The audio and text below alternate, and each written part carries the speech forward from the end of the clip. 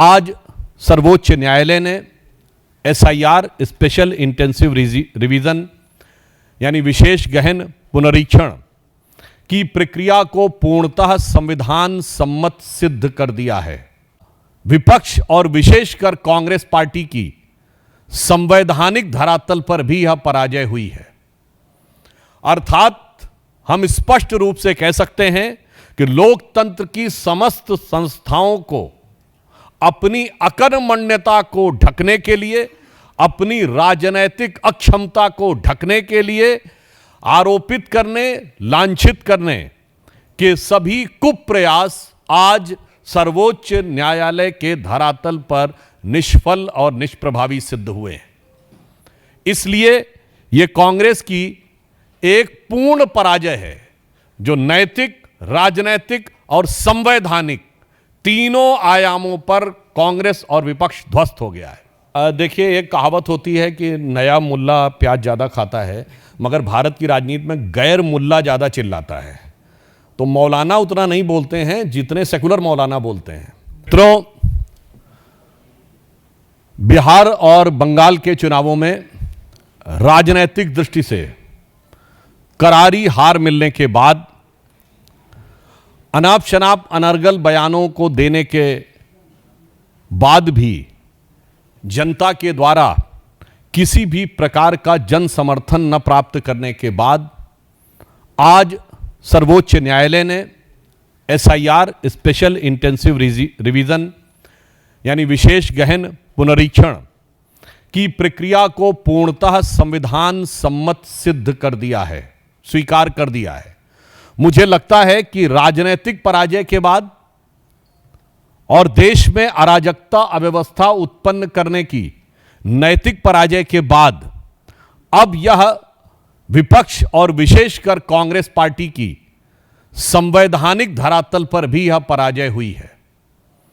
अर्थात हम स्पष्ट रूप से कह सकते हैं कि लोकतंत्र की समस्त संस्थाओं को अपनी अकर्मण्यता को ढकने के लिए, अपनी राजनैतिक अक्षमता को ढकने के लिए आरोपित करने, लांछित करने के सभी कुप्रयास आज सर्वोच्च न्यायालय के धरातल पर निष्फल और निष्प्रभावी सिद्ध हुए हैं। इसलिए यह कांग्रेस की एक पूर्ण पराजय है जो नैतिक, राजनैतिक और संवैधानिक तीनों आयामों पर कांग्रेस और विपक्ष ध्वस्त हो गया है। After a decisive and massive defeat in Bihar and west Bengal and after their nefarious design to instigate anarchy in the country and getting no response, so that was a moral defeat. Now on the floor of the Supreme Court there is a complete rejection by Supreme Court on their plea on SIR. Now this can be termed as the constitutional defeat. So I can say that after this judgment of Supreme Court, the complete defeat of opposition, Congress party in particular, and Mr. Rahul Gandhi in particular has been summarized as PCM, political, constitutional and moral defeat. सबसे पहले हम संवैधानिक दृष्टि से कहेंगे तो बहुत स्पष्ट रूप से न्यायालय ने यह कहा है कि SIR exercise is not in conflict the representation of people's act and 1960 rules and it doesn't detract from the constitutional imperative of free and fair election. न्यायालय ने और भी आगे स्पष्ट रूप से कहा है कि एसआईआर के माध्यम से जिस उद्देश्य को प्राप्त करने की कोशिश की जा रही थी उसका स्वतंत्र और निष्पक्ष चुनाव सुनिश्चित करने के संवैधानिक लक्ष्य के साथ सीधा संबंध है। इसका मतलब फ्री एंड फेयर इलेक्शंस को इंश्योर करने के लिए it was very much required. तो जो उनका मूल आधार था वह पूरी तरीके से ध्वस्त हो गया। कोर्ट ने आगे यह भी कहा है कि चुनाव आयोग द्वारा दर्ज किए गए कारण जिनमें पिछले गहन पुनरीक्षण के बाद 4 दशकों से अधिक का समय बीता है, पिछले कुछ वर्षों में बड़े पैमानों पर नाम जोड़े गए और हटाए गए, जिसमें उन्होंने कहा कि अर्बनाइजेशन हुआ, शिफ्टिंग हुई, डुप्लीकेशन हुआ, लोगों का आना हुआ, परंतु उसके बाद भी यह प्रक्रिया अत्यंत आवश्यक थी। अतः सर्वोच्च न्यायालय ने इसको संविधान सम्मत माना है और चुनाव आयोग के अधिकार के अंतर्गत माना है और निष्पक्ष और पारदर्शी चुनाव की प्रक्रिया के लिए आवश्यक माना है। तो हम यह कह सकते हैं कि इंडी गठबंधन जो सनातन धर्म विध्वंसक और घुसपैठिया संरक्षक है, उसका वास्तविक चरित्र आज उठकर सामने आ गया है। On the political ground I would like to ask, ये लोग क्या आपको कोई मेहनत करते हुए दिखाई पड़ते हैं? गृह मंत्री अमित शाह जी ने कहा कि मैं 25 दिन लगातार बंगाल में रहूंगा। राहुल गांधी जी कहां थे बंगाल में? चलिए, आप कह सकते हैं कि बंगाल में हम बहुत मेन क्लेमेंट नहीं थे, तो असम में तो आप मुख्य विपक्षी दल थे। कितने दिन रहे विपक्ष में वहां असम में जाकर? उसकी बजाय कहीं कार निकोबार में घूम रहे थे, कहीं वियतनाम में घूम रहे थे। मैं पूछना चाहता हूं यह बात नैतिक और राजनीतिक आधार पे। हमारे सभी प्रमुख नेता, हमारे पूर्व राष्ट्रीय अध्यक्ष नड्डा जी, वर्तमान राष्ट्रीय अध्यक्ष नितिन नवीन जी, इसके अतिरिक्त अमित शाह जी, इसके अतिरिक्त रक्षा मंत्री राजनाथ सिंह जी, तमाम लोगों की आपने वो बैठकें देखी होंगी, वो सम्मेलन देखे होंगे, जो शक्ति केंद्र और बूथ लेवल कार्यकर्ताओं के कार्यक्रम आपने देखे, मंडल अध्यक्ष स्तर लोगों के कार्यक्रम देखे। कांग्रेस में कितनी बार आपने बूथ लेवल कार्यकर्ताओं के सम्मेलन देखे? कितनी बार मंडल अध्यक्ष के सम्मेलन देखे? अर्थात काम कुछ नहीं करना, चुनाव के समय भी मन लगाकर कोई काम नहीं करना, फिर बाहर से जाकर कुछ बातें अनाप शनाप बोल देना और फिर यह सोचना कि उनको चुनाव जीत लिया जाएगा। मुझे लगता है देश की जनता यह समझ रही है और इसका एक और खतरनाक अर्थ भी है। यह विषय सिर्फ यह नहीं है कि एसआईआर पे आरोप निराधार सिद्ध हुआ, विषय उससे ज्यादा गंभीर है। आज विपक्षी दल और मुख्य विपक्षी दल, विशेषकर कांग्रेस पार्टी, उसका करार चीन में है, परिवार इटली में है, विचार का केंद्र इंग्लैंड में है, यूरोप में, और दुष्प्रचार का केंद्र अमेरिकी संस्थानों में है, और वोटरों के तार बांग्लादेश से जुड़े हैं। मैं पुनः यह कह रहा हूं, करार के तार चीन से जुड़े हैं, विचारों के तार यूरोप से जुड़े हैं, दुष्प्रचार के तार अमेरिका से जुड़े हैं, परिवार के तार इटली से जुड़े हैं और वोटरों के तार बांग्लादेश से जुड़े हैं। मुझे लगता है अब उनका यह असली चरित्र का चोला उतर गया है और वह पूरा चरित्र जनता के सामने तार तार हो गया है। तो मैं सिर्फ अंत में कांग्रेस का जो दुष्प्रचार है, विशेषकर राहुल गांधी ने, आपको याद करिए, यह बिहार के चुनाव को लेकर था। बिहार के चुनाव में कितनी रैलियां की, कितनी बार उन्होंने विपक्षी दलों के लोगों को बुलाया। आपने स्टालिन को बिहार में बुलाया, जिनके लोगों ने बिहार के लोगों के बारे में क्या क्या नहीं बोला था। आपने उन रेवंत रेड्डी को बुलाया, जिन्होंने बिहार के डीएनए के बारे में क्या क्या नहीं बोला था, और उसके बाद हार का ठीकरा फोड़ दिया चुनाव आयोग पे। तो इसलिए मैं कांग्रेस पार्टी को और विशेषकर राहुल गांधी जी को कहना चाहूंगा, इस निर्णय के बाद उन्हें इंट्रोस्पेक्शन करना चाहिए और अपशब्दों की भाषा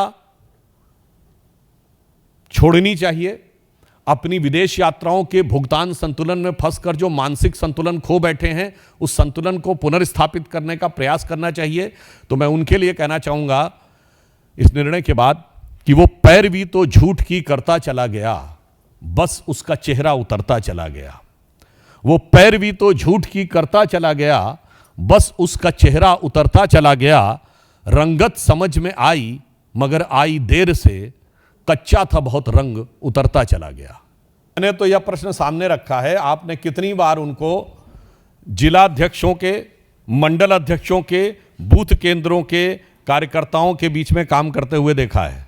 और तो और अपने ही वर्कर्स पे आरोप लगाते हैं। याद करिए, राहुल गांधी जी अहमदाबाद गए, तो कहते हैं गुजरात में दो प्रकार की कांग्रेस है, एक कांग्रेस जो कांग्रेस के साथ और एक कांग्रेस जो बीजेपी के साथ है। मतलब अपनी पार्टी के नेताओं को छोड़िए, कार्यकर्ताओं का भी ऐसा अपमान करने के बाद कोई सोचे। और मैं दूसरा कहना चाहता हूं, मैं कांग्रेस पार्टी से एक और सवाल करना चाहता हूं। आप सिर्फ विपक्ष में नहीं हैं, आप कई राज्यों में सरकार में भी हैं, और 3 राज्यों में तो आपकी अपने दम पे सरकार है, हिमाचल, तेलंगाना और कर्नाटक। जहां तेलंगाना और कर्नाटक तो समृद्ध राज्य हैं, आप मॉडल दीजिए ना, गवर्नेंस का मॉडल दीजिए। हम जब विपक्ष में थे तो प्रधानमंत्री श्री नरेंद्र मोदी जी ने गवर्नेंस का मॉडल दिया था। तमाम सरकारी जो इंडिकेटर्स थे उसमें उस समय की सरकार उसको स्वीकार करती थी, टॉप रैंकिंग्स में आते थे। कई प्रतिष्ठित पत्रिकाएं लगातार गुजरात को टॉप रैंकिंग स्टेट्स में देती थी। अब हमने मध्य प्रदेश में जो एग्रीकल्चर के प्रोड्यूस को फूड ग्रेन पूल्स में सबसे ऊपर तक पहुंचाया था। मध्य प्रदेश में ये लाडली लक्ष्मी योजना उसी जमाने में आई थी, शिवराज जी को मामू कहना उस जमाने में शुरू किया गया था। उत्तर प्रदेश में हमारी सरकार, इवन जब कल्याण सिंह जी की सरकार आई थी और राजनाथ सिंह जी मुख्यमंत्री थे, तब लॉ एंड ऑर्डर इतना मजबूत होता था। वो एक मॉडल था। तो मैं कह रहा हूं आपका मॉडल क्या है? विपक्ष में कोई मॉडल यह है कि हर राज्य में 2 धड़े हैं कांग्रेस में, और तुम धड़म धड़ैया रहे, सबसे बड़े लड़ैया रहे कि पहले मुझे मिल जाए कि मुझे मिल जाए। आज जो लोग सवाल पूछते थे, मुझे लगता है उन्हें आंखें खोल के देखना चाहिए कि बंगाल में हाकिमपुरा क्षेत्र में जिस प्रकार से लाइन लगी हुई है वापस जाने के लिए, और अनेक लोग उसमें स्वीकार भी कर रहे हैं कि वोट डाल भी चुके हैं पिछले चुनावों में। इससे पहले भी जब यह विषय आया था तो ऐसे लोग भी थे जिन्होंने ऑन कैमरा मतलब इस बात को स्वीकार किया कि 4-4 बार वोट डाल चुके हैं। तो मुझे लगता है कि ज़्यादा वोट के लालच में और घुसपैठियों के लालच में कांग्रेस को नहीं पड़ना चाहिए था। एक पुरानी उर्दू की कहावत होती है, कम खाए गम खाए, ना हकीम का जाए ना हाकिम का जाए। हाकिम का मतलब आप समझते हैं, ऑफिसर, पुलिस वाला, और हकीम मतलब डॉक्टर। तो कम खाओगे तो डॉक्टर के पास जाने की जरूरत नहीं है, गम खाओगे तो लड़ाई नहीं होगी, तो पुलिस के पास जाने की जरूरत नहीं पड़ेगी। तो इसीलिए मैं कह रहा हूं, हाकिमपुरा से उन्हें यह संदेश लेना चाहिए था कि अगर उन्होंने वोट का लालच थोड़ा कम खाया होता तो यह हाकिमपुरा का जो मुकाम है वो नहीं दिखाई पड़ रहा होता। और ये इस बात को प्रमाणित करता है कि गृह मंत्री अमित शाह जी ने जो बात कही वो अक्षरशः सत्य थी। फिर भी किसी को शक व शुबह हो तो बांग्लादेश का एक सांसद तक बोल चुका था कि यदि बंगाल में भाजपा की सरकार आ जाएगी तो बहुत से लोग वापस आने लगेंगे। अब वापस आने के बाद भी किसी को ना समझ में आए तो मैं यह भी याद दिला देना चाहता हूं कि 2024 के लोकसभा चुनाव में द डेली स्टार, जो कि बांग्लादेश का अखबार है, उसमें कांग्रेस के नेता अखबार में आर्टिकल लिख रहे थे कि मोदी हैज़ टू गो। तो मैं पूछना चाहता हूं, चुनाव भारत में हो रहा था, बांग्लादेश के अखबार में क्यों आर्टिकल लिखा जा रहा था कि मोदी हैज़ टू गो? ये बांग्लादेश में संदेश क्यों दिया जा रहा था? और वो संदेश का प्रभाव देखिए। असम के मुख्यमंत्री हेमंत बिश्व शर्मा जी ने कहा है कि असम का धुबरी क्षेत्र मिनी बांग्लादेश है, और उस तथाकथित मिनी बांग्लादेश, जो मैं नहीं कह रहा हूं, असम के मुख्यमंत्री एक नहीं अनेक बार कह चुके हैं, तो उनसे ज्यादा तो बेहतर स्थिति को नहीं जानता होगा। वहीं से सबसे रिकॉर्ड जीत कांग्रेस को हासिल हुई है। 2024 के लोकसभा में कांग्रेस के रकीबुल हसन धुबरी लोकसभा से 10,25,000 से जीते हैं, राहुल गांधी से 3 गुनी बड़ी विक्ट्री। तो मुझे लगता है इसके बाद अगर आप तार जोड़ के देखेंगे तो सारा खेल समझ में आ जाएगा। देखिए, अभी जो वो चुनाव में हेरफेर कर रहे थे उसके फेर में बुरी तरीके से पढ़कर वो बाहर नहीं निकल पा रहे हैं, इसलिए वो इस प्रकार का दुष्प्रचार करने का प्रयास करते हैं। और मैं कहना चाहता हूं, हमारी सरकार पूरी गंभीरता के साथ, पूरी सतर्कता के साथ, पूरी सजगता के साथ, पूरी संवेदनशीलता के साथ इस विषय पे काम कर रही है। हम वो लोग नहीं हैं कि इनके राजस्थान के मुख्यमंत्री कहते थे मैं जादूगर हूं, मैं सब ठीक कर दूंगा। इस ढंग का असंवेदनशील बयान देने वाले हम लोग नहीं हैं। देखिए, एक कहावत होती है कि नया मुल्ला प्याज ज़्यादा खाता है, मगर भारत की राजनीति में गैर मुल्ला ज़्यादा चिल्लाता है। तो मौलाना उतना नहीं बोलते हैं जितने सेकुलर मौलाना बोलते हैं। और मज़े की बात यह है कि मुसलमान नहीं बोलते हैं जितना गैर कलमा पढ़े हुए मुसलमान ज़रूरत से ज़्यादा बोलते हैं। तो इन सेकुलरों ने जो काम किया है, उन्होंने मुस्लिम समाज को ज़्यादा बदनाम किया है। उन्होंने कभी अच्छे सच्चे राष्ट्रवादी मुस्लिमों के साथ मुस्लिम समाज को नहीं जोड़ा है, सिर्फ अपराधी और आतंकवादी मुसलमानों के साथ जोड़ा है। और ममता बनर्जी जी उसी जमात की एक प्रमुख नेता हैं जिन्होंने मुस्लिमों को इस मुकाम तक पहुंचाया है, और जिसे मैंने पार्लियामेंट में कई बार बोला है, दोबारा बोल देता हूं, जो कभी हुकूमत करते थे इस देश पे वो आज इस मुसीबत में फंस गए हैं। तो उसका एक कारण ये भी है कि जो हुक्मराने वक्त थे वो आज मजलूम हो गए, क्योंकि सेक्युलरिज्म के जाल में ऐसे फंसे कि उल जलूल हो गए। धन्यवाद। जिस संस्कृति में गाय को माता का दर्जा दिया गया, सालों तक वो सिर्फ चुनावी वादों में कैद रही, सड़कों पर लाचारी थी, उपेक्षा की मारी थी। लेकिन साल 2017 में उत्तर प्रदेश की सियासत ने करवट ली। जब मुख्यमंत्री योगी ने यूपी की कमान संभाली तो सिर्फ बातें नहीं की, कड़े फैसले लिए। अवैध बूचड़ खानों पर पूर्ण प्रतिबंध से लेकर के ग्रामीण अर्थव्यवस्था को मजबूती देने तक शुरू हुआ एक महाअभियान। मुख्यमंत्री योगी, जिन्होंने कहा कि गौ सेवा हमारे लिए केवल एक नीति नहीं बल्कि सनातन संस्कृति के प्रति हमारा अटूट संकल्प है। आज यूपी के हर जिले में 6500 से ज्यादा सक्रिय गौ संरक्षण केंद्र है, जहां 14 लाख से अधिक गौवंश को सीधा आश्रय मिला है। अब हमारी गौ माता बेसहारा नहीं, योगी सरकार के संरक्षण में सुरक्षित है। योगी सरकार ने गौ सेवा को रोजगार और खुशहाली से जोड़ दिया। मुख्यमंत्री निराश्रित गौवंश सहभागिता योजना के तहत अब आस्था भी है और आत्मनिर्भरता भी। गाय पालने वाले किसानों को सीधे उनके बैंक खाते में 1500 रुपए महीना दिया जा रहा है। इस योजना के तहत अब तक 2 लाख से ज्यादा गौवंश किसानों को सौंपे जा चुके हैं, जिससे ग्रामीण अर्थव्यवस्था को नई ताकत मिली है। सिर्फ शेड्स नहीं, बीमार और घायल गौवंश के लिए एम्बुलेंस सेवा शुरू की गई।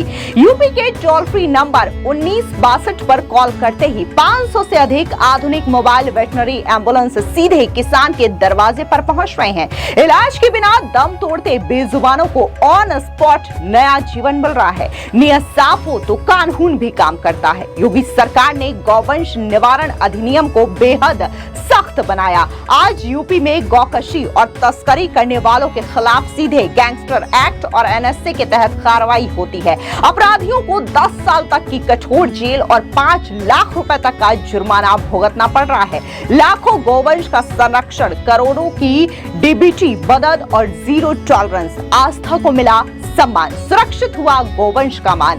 गौ सेवा से समृद्ध हो रहा हमारा उत्तर प्रदेश। सेवा का संकल्प आंकड़ों का प्रमाण है। योगी है तो यकीन है। जल ही जीवन है, लेकिन दशकों तक उत्तर प्रदेश के गांवों के पारंपरिक तालाब उपेक्षा और अतिक्रमण के आंसू रोते रहे। भूजल स्तर पाताल में गिरता रहा। पर साल 2022 में मुख्यमंत्री योगी आदित्यनाथ ने ठाना कि यूपी में बूंद बूंद को सहेजना है, जल संकट को जड़ से मिटाना है। जिसके बाद शुरू हुआ मुख्यमंत्री योगी के नेतृत्व में मिशन अमृत सरोवर का एक ऐसा भागीरथ प्रयास जिसने इतिहास रच दिया। जहां मूल लक्ष्य 5550 तालाबों का था, वहीं योगी सरकार की इच्छा शक्ति से यूपी में 16,630 से ज्यादा अमृत सरोवरों का निर्माण और पुनरुद्धार किया जा चुका है। मूल लक्ष्य से 3 गुना अधिक काम करके उत्तर प्रदेश पूरे देश में नंबर 1 बनकर के उभरा है। ये सिर्फ पानी के गड्ढे नहीं है, ये आज यूपी के गांवों की गौरव है। एक एक एकड़ में फैले ये सरोवर 10,000 घन मीटर पानी सहेजने की ताकत रखते हैं। इनके चारों तरफ 23 लाख से ज्यादा स्वदेशी पेड़ पौधे लगाए गए हैं। आज जहां सुव्यवस्थित घाट है, बैठने के लिए बेंच है और शाम को टहलने के लिए वॉकवे है। गांवों के गंदे तालाब अब पिकनिक स्पॉट और चेतना केंद्र बन चुके हैं। योगी सरकार की इस दूरदर्शी योजना ने मनरेगा के जरिए लाखों ग्रामीणों को सीधे उनके गांव में ही रोजगार दिया। यही नहीं, खेतों को सिंचाई के लिए पानी मिला और राज्य के 29 से अधिक जिलों में गिरते भूजल स्तर में भारी सुधार दर्ज किया गया है। रिकॉर्ड 16,000 से ज्यादा सरोवरों का निर्माण, भूजल स्तर में अभूतपूर्व सुधार और समृद्ध होते हमारे गांव। ये है बदलता, बढ़ता और जल आत्मनिर्भर बनता उत्तर प्रदेश। नियत साफ हो तो काम भी दमदार होते हैं। योगी है तो यकीन है। एक समय था जब उत्तर प्रदेश के सरकारी स्कूल बदहाली के आंसू रोते थे। न पीने का साफ पानी था, न बैठने को बेंच और न ही बेटियों के लिए सुरक्षित शौचालय। लेकिन साल 2017 में मुख्यमंत्री योगी आदित्यनाथ ने उत्तर प्रदेश की कमान संभाली तो उन्होंने तय किया कि गरीब का बच्चा भी अब कॉन्वेंट जैसे स्कूलों में पढ़ेगा और फिर शुरू हुआ देश का सबसे बड़ा शैक्षिक परिवर्तन अभियान ऑपरेशन कायाकल्प। योगी सरकार ने यूपी के 1,36,000 से ज्यादा सरकारी प्राथमिक और उच्च प्राथमिक स्कूलों की तस्वीर को पूरी तरह से बदल दिया है। आज यूपी की 95% से अधिक स्कूल 19 बुनियादी सुविधाओं जैसे कि शुद्ध पेयजल, बिजली और बालक बालिकाओं के लिए अलग अलग शौचालयों से पूरी तरीके से संतृप्त हो चुके हैं। अब यूपी के परिषदीय स्कूल किसी प्राइवेट कॉन्वेंट स्कूल से कम नहीं है। 70,000 से ज्यादा स्कूलों में स्मार्ट क्लास बन चुके हैं, जहां बच्चे अब डिजिटल बोर्ड पर पढ़ाई कर रहे हैं। सुंदर क्लासरूम्स, चमचमाती टाइल्स, खेलने के लिए सुरक्षित मैदान और दीवारों पर बनी ज्ञानवर्धक पेंटिंग्स आज बच्चों को हर दिन स्कूल आने के लिए आकर्षित कर रही है। जब सुविधाएं बढ़ी तो योगी सरकार पर जनता का भरोसा भी बढ़ा। ऑपरेशन कायाकल्प के चलते यूपी के सरकारी स्कूलों में छात्र नामांकन में 40 लाख से अधिक की ऐतिहासिक वृद्धि दर्ज की गई है। यही नहीं, योगी सरकार हर छात्र के अभिभावक के बैंक खाते में यूनिफॉर्म, बैग, स्वेटर और जूते मोजे के लिए सीधे पैसे ट्रांसफर कर रही है, जिससे भ्रष्टाचार का अंत हुआ है। लाखों स्कूलों का कायाकल्प, कॉन्वेंट जैसी सुविधाएं और करोड़ों बच्चों का संवरता भविष्य। अब उत्तर प्रदेश का हर बच्चा पढ़ेगा भी और आगे बढ़ेगा भी। शिक्षा क्षेत्र में आया ये ऐतिहासिक क्रांति इस बात की गवाही दे रहा है कि योगी है तो यकीन है। उत्तर प्रदेश जहां गायें सिर्फ एक आशा नहीं बल्कि गांव की अर्थव्यवस्था की पहचान बन चुकी है। जब उत्तर प्रदेश में किसानों की लागत बढ़ी और आमदनी घटी, तब उत्तर प्रदेश में योगी आदित्यनाथ सरकार में शुरू हुई गो इकोनॉमी की नई सोच। पूरे उत्तर प्रदेश में योगी सरकार ने 7,600 से ज्यादा गौशालाओं का निर्माण कराया, निराश्रित गोवंश को संरक्षण दिया और डेयरी योजनाओं से किसानों को नई ताकत दी। इन गौशालाओं के प्रबंधन और जैविक खेती को बढ़ावा देने के लिए ग्रामीण महिलाओं को आजीविका मिशन से जुड़ी कृषि सखियों के तौर पर नियुक्त किया गया। योगी सरकार ने गो इकोनॉमी यानी गाय पर आधारित अर्थव्यवस्था को बढ़ावा देने के लिए डेयरी मास्टर प्लान ऑपरेशन 4 लागू किया। इसके तहत गाय पालन, जैविक खाद और गोबर से बायोगैस उत्पादन के जरिए किसानों की आय बढ़ाने और ग्रामीण अर्थव्यवस्था को मजबूत करने पर जोर दिया जा रहा है। राज्य में गोबर से कंप्रेस्ड बायोगैस यानी सीबीसी बनाने के लिए 26 से ज्यादा प्लांट लगाए गए हैं, जो एलपीजी पर निर्भरता घटाने और किसानों की अतिरिक्त आय का मुख्य स्रोत बन रहे हैं। और आज गांव का युवा गो आधारित उत्पादों को देश भर में पहुंचा रहा है और उससे कमाई कर रहा है।